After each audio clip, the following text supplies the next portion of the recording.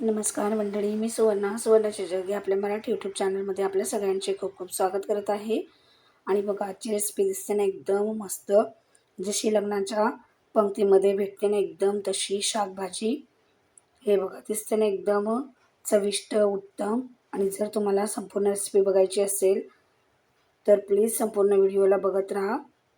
हे बघा एकदम झणझणीत, चवदार आणि टेस्टी अशी आज आपण बनवतोय लग्नाच्या पंक्तीत मिळणारी शाकभाजी. तर चला रेसिपीला सुरुवात करूया. तर बघा, सुरुवातीला मी काय करते, भिजवलेली चवळी घेतलेली आहे. चवळी मी कमसे कम 4 ते 5 तास भिजवलेली होती. आता यामध्ये आपण घालतोय बटाटा. तर बटाट्याचे असे मोठे काप करून घालायचे आहेत अशा प्रकारे. आणि यांना काय करायचं, आपल्याला फक्त पाणी घालून शिजवून घ्यायचं आहे, जेणेकरून जेव्हा आपण भाजी बनवू तर याच्यामध्ये चवळी व्यवस्थित शिजली जाईल. तर आता आपण याला कुकरच्या 2-3 शिट्ट्या काढून घेऊयात आणि मसाल्याची तयारी करूया. तर बघा, सुरुवातीला मी तेलामध्ये लसूण आणि आलं व्यवस्थित भाजून घेते. हे बघा अशा प्रकारे भाजून घ्यायचं आहे. आता यामध्ये मी घालते कांदा. तर कांदा मी 2 ते 3 मोठे कांदे चिरून घेतलेले आहेत. त्यांना व्यवस्थित असं भाजून घ्यायचं आहे आपल्याला तेलामध्ये. आणि एकदम साधी सोपी रेसिपी आहे, पण चवीला मात्र एकदम भन्नाट लागते. हे बघा अशा प्रकारे आपल्याला काय करायचं, सगळे मसाले भाजून घ्यायचे आहेत.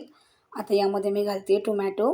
आणि टोमॅटोसुद्धा यामध्ये व्यवस्थित भाजून घ्यायचा आहे. आता बघा, हे मसाले सगळे भाजून झालेले आहेत. त्यांना थंड करून आपण मिक्सरच्या जारमध्ये काढून घेऊयात, मिक्सरमध्ये काढून घेऊयात.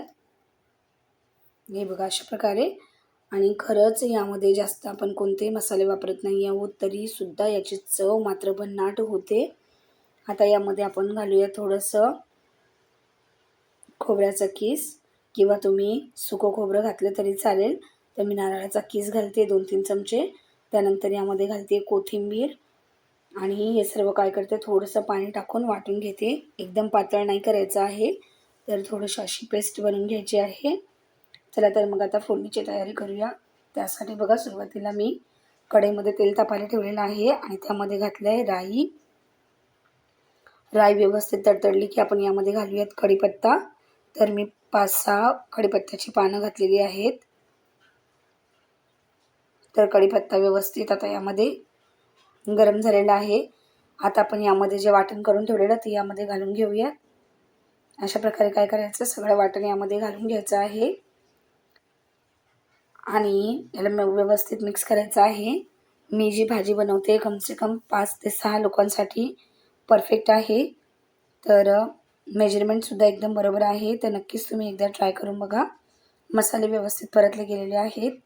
आता बघा, यामध्ये आपण सुके मसाले घालूया. तर यामध्ये मी घालते 1 चमचा धने पावडर, 1 चमचा जिरा पावडर. त्यानंतर यामध्ये मी घालते अर्धा चमचा हळद आणि चवीपुरतं मीठ आणि लाल तिखट. तर लाल तिखट घालते मी यामध्ये. आणि त्यानंतर किचन किंग मसाला यामध्ये घालते मी 2 चमचे. आणि सगळं व्यवस्थित काय करायचं, आपल्याला परतून घ्यायचं आहे. हे बघा अशा प्रकारे एकदम व्यवस्थित परतून घ्यायचं आहे. आणि चवळी आणि बटाटा तर ऑलरेडी आपण शिजलेलाच घेतलेला आहे, त्यामुळे काय होतं की याला वेळसुद्धा लागत नाही. अगदी कमी वेळात ही भाजी तयार होते. आता यामध्ये मी घालते वांगं.